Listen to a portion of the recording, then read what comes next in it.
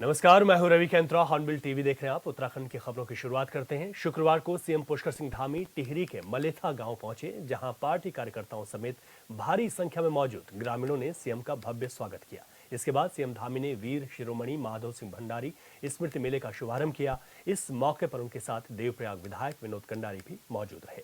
कार्यक्रम में छात्र छात्राओं ने झांकियों का प्रदर्शन किया। माननीय विधायक जी से कि मार्च पास्ट की सलाम करता है।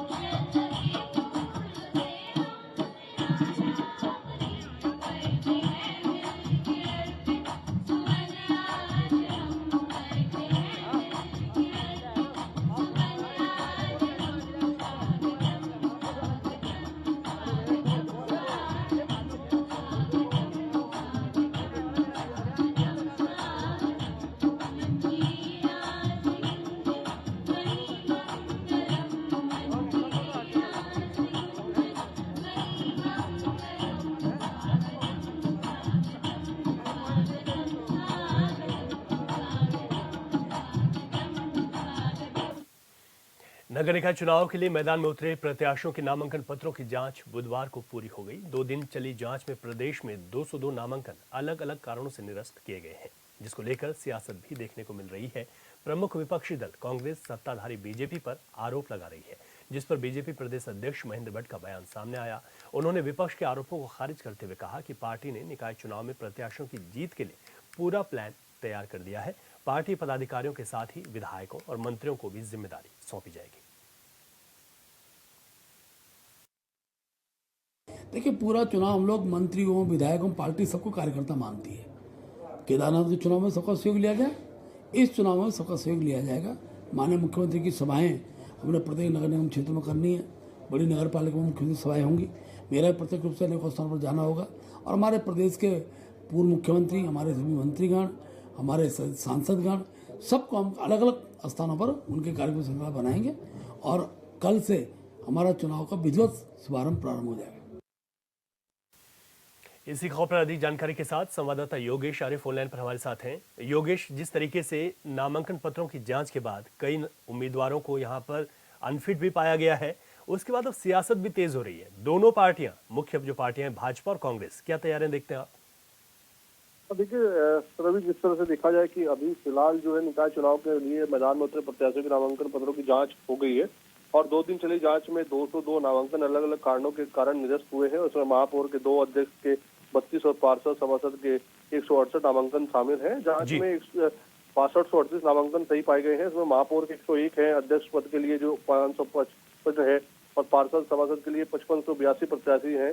वहीं इसमें नाम वापसी के बाद जो है डटे प्रत्याशियों की वास्तविक संख्या की बात करें तो निकाय चुनाव में महापौर की संख्या जो है वो 103 निकलकर सामने आई है। नगर पालिका परिषद और नगर पंचायत अध्यक्ष पदों की बात करें तो 587 आई है और पार्षद और सभासदों के अगर बात करें तो 5750 उम्मीदवारों के नामांकन दाखिल हुए हैं। उसको लेकर जो है आज जो है इनको चिन्ह भी आवंटित हो जाएंगे। प्रत्याशी के नामांकन निरस्त किए जाने पर जो है वो सियासत देखी जा रही है और प्रमुख विपक्षी दल कांग्रेस जो है सत्ताधारी दल भाजपा पर आरोप लगा रही है कि भाजपा द्वारा जो है दबाव बनवाकर जो है बाहुबल प्रयोग करते हुए जो है इस तरह की राजनीति कर रहे हैं और जो है दबाव बनवाकर उनके जो मौजूदा उम्मीदवार है जिनको उन्होंने बनाया है, टिकट दिया है, जो पार्टी को हराने की क्षमता रखते हैं भाजपा को, तो उनके द्वारा जो है हार का डर सता रहा है, इसलिए भाजपा जो है उनके टिकट को कैंसिल करा रही है, उनका पर्चे निरस्त कराई जा रही है। और इसी को लेकर जो है भाजपा के प्रदेश अध्यक्ष जो है उनका भी बयान आया है कि निकाय चुनाव में जो प्रत्याशी की जीत के लिए पूरा प्लान तैयार कर लिया है पार्टी ने और पदाधिकारियों के साथ विधायकों मंत्रियों को जिम्मेदारी सौंपी गई है और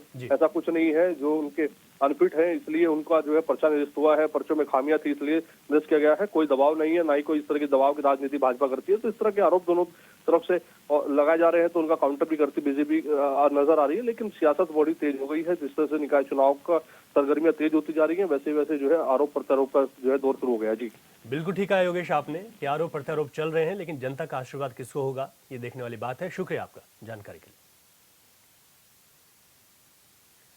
चलिए आगे बढ़ेंगे। हल्द्वानी में बीजेपी के उम्मीदवार गजराज बिष्ट के कार्यालय का उद्घाटन सांसद अजय भट्ट ने किया। उद्घाटन के बाद सांसद अजय भट्ट ने कहा कि बीजेपी ने साफ छवि के उम्मीदवार को मैदान में उतारा है। इस बार फिर तीसरी बार बीजेपी जीत का परचम लहराएगी, क्योंकि जनता शहर के विकास कार्यों से खुश है। वहीं बीजेपी प्रत्याशी गजराज बिष्ट ने कहा कि जिस प्रकार से लगातार लोगों का प्यार मिल रहा है, उससे उनकी जीत निश्चित है।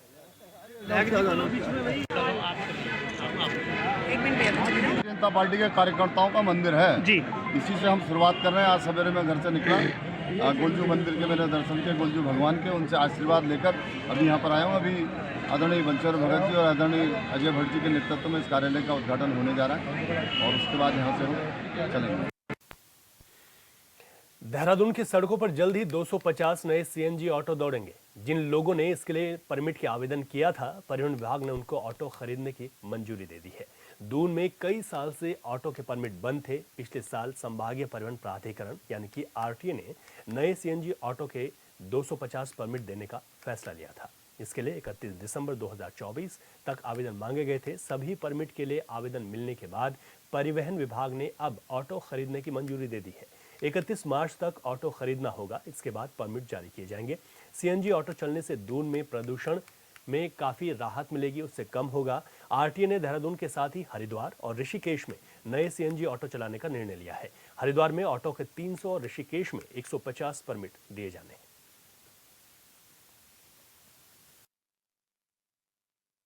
है कि जो देहरादून के अंदर है, एक तो एनजीटी ने भी हमें निर्देशित किया हुआ है कि जो ये डीजल से संचालित वाहन है, चाहे वो पुरानी बसेस हो, चाहे वो 500 के लगभग विक्रम हो, या ऐसे लगभग 2500 ऑटो हो जो डीजल से चल रहे हैं, इनको परिवर्तित किया जाए सीएनजी के अंतर्गत। इसके अलावा जो भारी क्षेत्र हैं, आरटीए ने इस पर भी निर्णय लिया गया, भारी क्षेत्र हैं जहां पर कि कोई भी आने जाने की सुविधा प्रॉपर उपलब्ध नहीं है, वहां के बेरोजगार लोगों को ऑटो का परमिट दिया जाए और वो लोग सीएनजी के माध्यम से ऑटो का संचालन कर सके। और इसके अलावा हम लोग कोशिश ये कर रहे हैं कि संभाग के जो भी क्षेत्र हैं जहां पर कि परिवहन की सेवाएं कम हैं, वहां पर हमने परमिट खोले हैं, जैसे रुड़की हुआ, हरिद्वार हुआ और ऋषिकेश। हरिद्वार में घने कोहरे ने आम जनजीवन को बुरी तरह प्रभावित कर दिया है। विजिबिलिटी कम होने की वजह से सड़कों पर वाहन धीमी गति से चल रहे हैं, जिससे यातायात भी बाधित हो गया है। ठंड बढ़ने से तापमान में भारी गिरावट आई। मौसम विभाग ने अगले कुछ दिनों तक कोहरे का असर जारी रहने की भी संभावना जताई है।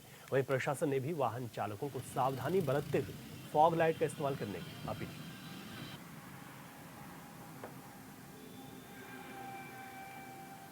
तो घने कोहरे की वजह से विजिबिलिटी में दिक्कतें आ रही हैं। तस्वीरों में साफ देखा जा सकता है कि सुबह के वक्त हरिद्वार की इन सड़कों पर वाहन चलाना आसान नहीं है, और यही वजह है कि परिवहन विभाग भी लगातार वाहन चालकों से अपील कर रहा है कि वो अपनी गाड़ियों में फॉग लाइट जरूर लगाएं और फॉग लाइट का इस्तेमाल करें। चलिए इसी पर अधिक जानकारी के साथ हमारे संवाददाता मनोज कश्यप हरिद्वार से हमारे साथ फोन लाइन पर हैं। मनोज, विजिबिलिटी कम है, तस्वीरें साफ तौर पर दिखा रही हैं कि कितनी दिक्कतें यहाँ पर हो रही हैं। मौसम विभाग का अगला पूर्वानुमान क्या है और इस वक्त मौजूदा क्या स्थिति बनी हुई है कोहरे की? बिल्कुल, देखिए रवि, जिस तरीके से हमने देखा है कि उत्तराखंड की पहाड़ियों में बर्फबारी हुई थी, उसका असर जो है मैदानी क्षेत्रों में भी देखने के लिए मिलने लगा है। जो सड़कें हैं, सड़कों पे घना कोहरा होने की वजह से जो वाहन होते हैं उनकी गति भी थोड़ी सी धीमी पड़ गई, क्योंकि हमने देखा कि लगातार हरिद्वार में लाखों की संख्या में श्रद्धालु पहुंचते अपने वाहनों से, लेकिन अब कहीं ना कहीं सड़कों पर सन्नाटा छाने लगे और जिस तरीके से ठंड का कहर दिल्ली बढ़ रहा है तो उसको लेके व्यापार पे भी काफी प्रभाव पड़ रहा है। जिस तरीके से यहाँ पे मौसम विभाग ने पहले से बताया था कि आने वाले दिनों में और अधिक ठंड बढ़ेगी और कोहरा भी बढ़ने लगेगा, तो ऐसे में कहीं ना कहीं हादसे होने की जो चांस होते हैं वो भी काफी ज्यादा बढ़ जाते हैं। इसलिए यहाँ पे जिला प्रशासन की तरफ से भी लोगों से अपील की जा रही है कि अपने वाहनों की लाइट चलाकर रखे, फोक लैंप अपने वाहनों में लगा के रखे, क्योंकि लगातार हम देखते हैं कि कोहरे की वजह से सड़क दुर्घटना बढ़ जाती है। जी रवि। बिल्कुल ठीक है मनोज आपने। और मौसम के अगर अगले पूर्वानुमान की हम बात करें कुछ अन्य दिनों की, तो उसमें क्या लगता है कि क्या इस कोहरे से राहत मिलेगी या और भी यहाँ पर कोहरे की धुंध छाई रहेगी? बिल्कुल देखिए, जिस तरीके से अभी तक मौसम विभाग के द्वारा जानकारी दी गई है तो आने वाले दिनों में कोहरा और अधिक बढ़ सकते हैं, क्योंकि हमने देखा कि लगातार पिछले कई दिनों से जब पहाड़ों पे बर्फबारी हुई थी उसके बाद मैदानी क्षेत्रों में भी ठंड काफी ज्यादा बढ़ गई थी, जिसकी वजह से यहाँ पे तमाम जो स्कूल थे, विद्यालय थे, उनमें भी अब छुट्टियों के आदेश जारी कर दिए गए। हालांकि अभी आंगनबाड़ियों की छुट्टी नहीं हुई है, उसको लेकर भी चर्चा चल रही है। यहाँ पे जिस तरीके से मौसम विभाग ने अलर्ट जारी भी किया है, कहा है कि कोहरे को देखते हुए जो लोग हैं उनको खुद थोड़ा सा सावधानी बरतनी होगी, क्योंकि ऐसे में सड़कों पर चलने वाले लोगों के लिए सबसे बड़ी दिक्कत परेशानी बढ़ जाती है, क्योंकि ऐसे में कहीं ना कहीं जो दुर्घटना होती है वो यहाँ पे काफी ज्यादा बढ़ जाती है। तो लोगों को खुद भी सावधानी पूर्वक सड़कों पे चलना होगा और अनावश्यक रूप से अपने घरों से बाहर न निकले, क्योंकि हमने देखा कि जब ठंड अधिक बढ़ जाती है तो जो हॉस्पिटल होते हैं उससे भी जो सर्दी जुकाम वाले मरीज होते हैं उनकी संख्या में भी काफी वृद्धि हो जाती है। तो लगातार हम देखते हैं कि यहाँ पे स्वास्थ्य विभाग भी अलर्ट मोड पे लोगों को जागरूक कर रहे हैं, लोगों से अपील कर रहे हैं कि अनावश्यक रूप से अपने घरों से बाहर न निकले। जी बहुत शुक्रिया मनोज आपका विस्तार से जानकारी के लिए। कोटद्वार नगर निगम से बीजेपी मेयर प्रत्याशी शैलेंद्र रावत के चुनावी कार्यालय का उद्घाटन हो गया। इस मौके पर सैकड़ों की संख्या में बीजेपी कार्यकर्ता मौजूद रहे। शैलेंद्र रावत के प्रत्याशी बनने के बाद से कार्यकर्ताओं में खासा जोश देखा जा रहा है। मेयर प्रत्याशी शैलेंद्र रावत ने कहा कि कार्यकर्ताओं के उत्साह को देखकर लग रहा है कि वह अपने लक्ष्य तक पहुंच जाएंगे। आगे उन्होंने कांग्रेस को आड़े हाथों लेते हुए कहा कि कांग्रेस टुकड़ों में बटी हुई है, इसीलिए जनता केंद्र और प्रदेश सरकार की नीतियों को आगे बढ़ाने का काम कर रही है।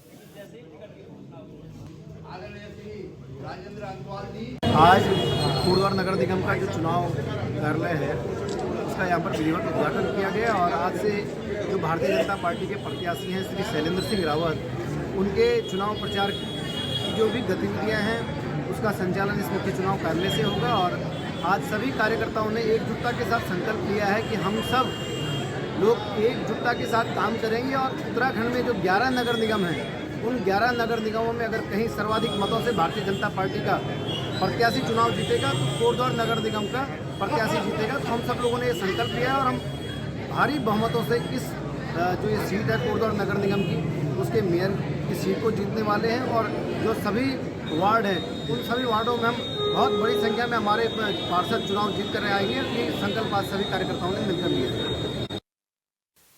बड़कोट में नगर पालिका अध्यक्ष पद के लिए निर्दलीय प्रत्याशी सुनील थपलियाल ने चुनावी कार्यालय का उद्घाटन किया है। इस दौरान उन्होंने प्रेस कॉन्फ्रेंस कर अपनी प्राथमिकताएं बताई।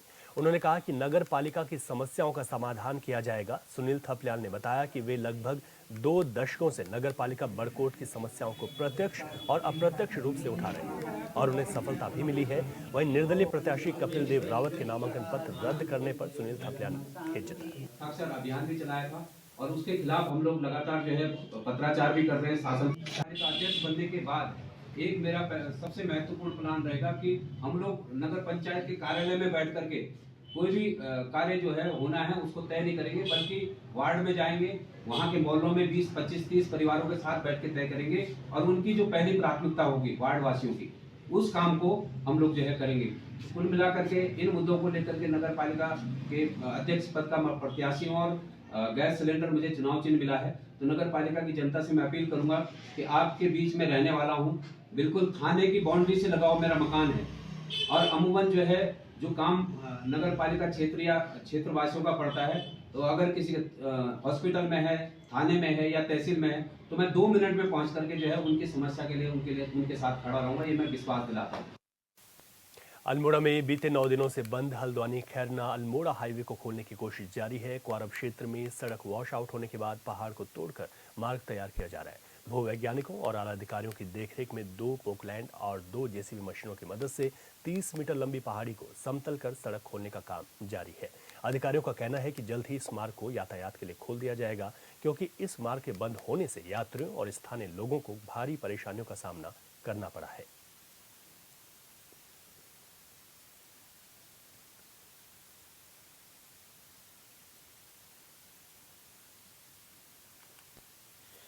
उत्तराखंड में 23 जनवरी को निकाय चुनाव की वोटिंग है। जाहिर है चुनाव प्रचार के लिए कम ही वक्त बचा है।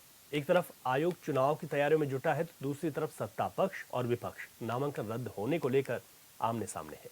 केदारनाथ विधानसभा उपचुनाव में भी विपक्ष ने बीजेपी पर सत्ता के दुरुपयोग का आरोप लगाया था और निकाय चुनाव में भी। इस रिपोर्ट में देखिए।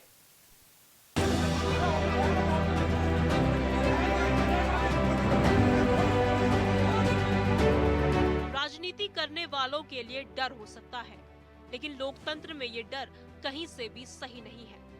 निकाय चुनाव में धर्मनगरी हरिद्वार सहित पूरे प्रदेश की जनता किसका साथ देगी, ये तो वक्त आने पर पता चल जाएगा। लेकिन मौजूदा वक्त में जिस तरह के आरोप लगाए जा रहे हैं, वे कहीं से भी सही नहीं है। विपक्षी पार्टी कांग्रेस का आरोप है कि सत्ताधारी पार्टी के दबाव में कांग्रेस प्रत्याशियों के नामांकन रद्द किए गए हैं। भारतीय जनता पार्टी और भारतीय जनता पार्टी के लोग 2027 के विधानसभा चुनाव के बाद इतने दहशत में और इतने डरे हुए हैं कि उनकी लड़ने की एक क्षमता जो है वो बिल्कुल खत्म हो गई।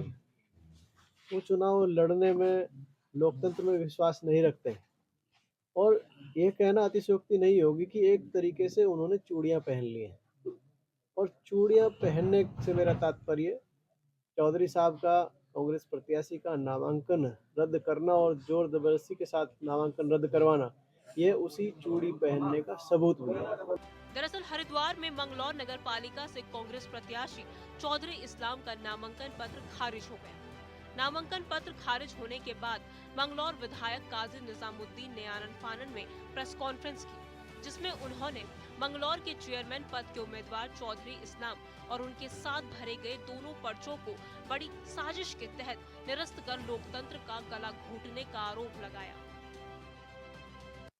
जो डमी प्रत्याशी दो और नामांकन जिनका करवाया गया था, उन दोनों डमी प्रत्याशियों का भी नामांकन रद्द कर दिया गया। अंदाजा कीजिए कि 3 प्रत्याशियों का नामांकन रद्द किया। जोर जबरदस्ती की बात है और कोई बात नहीं। मैं एक बात जरूर कहूंगा कि आज जो निर्वाचन अधिकारी यहाँ हैं, उनके मोबाइल की कॉल डिटेल भी देखी जानी चाहिए कि किस किस राजनीतिक व्यक्ति ने आज उनसे फोन पर बात की। कल से रात से कौन कौन उनसे फोन पर बात कर रहा था। यहाँ मंगलौर में लोकतंत्र का गला घोटा गया है, लेकिन ठीक है, आप कोई भी कार्रवाई करें, हम लोग लोकतंत्र की रक्षा के लिए लड़े हैं और फिर लड़ते रहेंगे। बात सिर्फ हरिद्वार में नामांकन रद्द होने की नहीं है। हरबटपुर नगर पालिका अध्यक्ष पद की कांग्रेस प्रत्याशी यामिनी रोहिल्ला के जाति प्रमाण पत्र को लेकर नामांकन रद्द किया गया, जबकि देहरादून में कई वार्ड के प्रत्याशियों का नामांकन रद्द किया गया। वार्ड 95 की करुणा सिंह, वार्ड 94 के प्रत्याशी विजेंद्र सिंह का नामांकन निरस्त किया गया। वार्ड 47 और 49 के इलियास अंसारी और उनके बेटे वसीम अंसारी का नामांकन खारिज कर दिया गया। वार्ड 47 और 49 और साथ ही 3 पर आई आपत्तियों को निरस्त किया गया। इधर रुद्रपुर के नगला में कांग्रेस से पालिका अध्यक्ष के उम्मीदवार का कम उम्र होने के कारण नामांकन रद्द हो गया। अब कांग्रेस का आरोप है कि सरकार के दबाव में प्रत्याशियों का नामांकन रद्द किया गया है। भारतीय जनता पार्टी निकाय चुनाव में 1 साल से निकाय चुनाव को टाल रही थी, क्योंकि हार की घबराहट उनके अंदर थी। 1 साल से हम लगातार, जब कार्यकाल समाप्त हुआ पूरे राज्य भर के निकायों का, हम मांग कर रहे थे कि चुनाव कराएं। 1 साल तक चुनाव नहीं कराए गए। हम बार बार कह रहे थे कि हार के डर से चुनाव नहीं करवा रहे हैं, और अब ये बात साबित हो गई है। प्रदेश में कई कांग्रेस प्रत्याशियों के नामांकन रद्द होने पर विपक्ष सत्ता पक्ष पर हमलावर है। विपक्ष का कहना है कि बीजेपी हार के डर के कारण नामांकन रद्द कर रही है। वहीं दूसरी ओर बीजेपी भी कांग्रेस पर तंज कस रही है। बीजेपी के प्रदेश अध्यक्ष महेंद्र भट्ट का कहना है कि नामांकन रद्द की एक पद्धति होती है, लेकिन कांग्रेस ने ऐसे प्रत्याशी उतारे हैं जिनकी उम्र ही पूरी नहीं है। ऐसे में कांग्रेस इस तरीके का कार्य करके अपनी हार को दर्शा रही है। देखिए, मुझे बताते खुशी है कि जो संकेत हमको प्राप्त हो रहे हैं, लगभग भारतीय जनता पार्टी के ऐसे कार्यकर्ता जो इच्छुक थे टिकट के, लेकिन टिकट का निर्णय नहीं हुआ। मैंने हमारे संगठन से भी कार्यकर्ताओं से वार्ता की है और सायंकाल तक स्थिति बहुत स्पष्ट हो जाएगी। हमारी कोशिश है कि लगभग सभी स्थानों पर भारतीय जनता पार्टी के जो प्रत्याशियों के पक्ष में सब लोग नामांकन वापस ले लें और उसके परिणाम से आज सायंकाल तक आ जाएंगे। अभी तक की हमारी जानकारी के अनुसार है कि लगभग कल 25 की संख्या जो निकल कर आई थी वो ठीक उससे भी कम की स्थिति में हम कल तक ले आए थे। बातचीत हमारी हो चुकी थी। 8-10 लोगों के से हमारी आज वार्ता प्रातःकाल से चल रही है, लेकिन मैं कह सकता हूँ कि सायंकाल तक संभवतः पहले 7% या 90% से अधिक लोग अपना नाम वापस ले लेंगे। आरोपों की राजनीति के बीच कांग्रेस में विवाद थम नहीं रहा है। पार्टी की अंदरूनी लड़ाई सतह पर है। पिछले दिनों कांग्रेस नेता बिट्टू कर्नाटक के पार्टी छोड़ने पर कांग्रेस के वरिष्ठ नेता मथुरा दत्त जोशी ने पार्टी नेताओं की कार्यशैली को सवालों के घेरे में लाकर खड़ा कर दिया। मथुरा दत्त जोशी ने कहा कि बिट्टू कर्नाटक हरीश रावत के करीबी हैं और बिट्टू कर्नाटक का कांग्रेस छोड़ने की वजह हरीश रावत से पूछी जानी चाहिए। बिट्टू कर्नाटक जी को, चूंकि वो हरीश रावत जी के सबसे करीबी व्यक्ति है, मैं भी हरीश रावत जी का बहुत करीबी रहा हूँ, आज भी मैं उनका सम्मान करता हूँ। इस बात का जवाब माननीय हरीश रावत जी को देना चाहिए। मेरे हिसाब, मेरी राय है हरीश रावत जी को, वो जो अन्याय हम जैसे कार्यकर्ताओं के साथ हुआ है, वो ट्वीट तो सबके लिए तो करते हैं, लेकिन हम जैसे कार्यकर्ताओं के लिए मुंह नहीं खोलते हूँ। उनको जरूर हमारी बात में गौर करना चाहिए और हम लोगों के साथ न्याय करना चाहिए। कांग्रेस में मतभेद की खबर है तो वहीं दूसरी तरफ से बीजेपी के प्रदेश अध्यक्ष महेंद्र भट्ट का कहना है कि बीजेपी में नई पीढ़ी को मौका दिया जा रहा है। मुख्यमंत्री पुष्कर सिंह धामी युवा मोर्चा के अध्यक्ष रहे, वे खुद युवा मोर्चा के अध्यक्ष हैं। गजराज वे भी युवा मोर्चा के अध्यक्ष हैं और सौरभ थपियाल भी युवा मोर्चा के अध्यक्ष रहे। देखिए, वैसे चुनाव में संगठन कार्यकर्ता जीत वो दो ही आधार होते हैं, लेकिन मुझे खुशी है कि हमने उत्तराखंड के अंदर एक नई पीढ़ी को, खास तौर पर मैं कहूँ तो पुष्कर सिंह धामी जी युवा मोर्चे के अध्यक्ष, मैं युवा मोर्चे का प्रदेश अध्यक्ष, गजराज जी हमारे युवा मोर्चे के अध्यक्ष रहे और सौरभ थपियाल युवा मोर्चे के अध्यक्ष हैं। तो मैं कह सकता हूँ कि दो पूर्व अध्यक्ष युवा मोर्चे के उस सीमा तक हैं, तो 2 पूर्व अध्यक्षों को अवसर मिला है। मैं केंद्र नेतृत्व को भी आभार व्यक्त करता हूँ। किसने युवाओं को मौका दिया और किसने नहीं, ये चर्चा का विषय है। इन सब के बीच आरोपों की राजनीति में कौन सच बोल रहा है और कौन झूठ, ये कहना मुश्किल है। लेकिन जिस तरह के एक दूसरे पर आरोप लगाए जा रहे हैं, वे कहीं से भी सही नहीं है। 23 जनवरी को वोटिंग है और उससे पहले नामांकन पत्रों को लेकर ही सत्ता पक्ष और विपक्ष आमने सामने है। लिहाजा ये कहना गलत नहीं होगा, आगे राजनीति अभी भी बाकी है।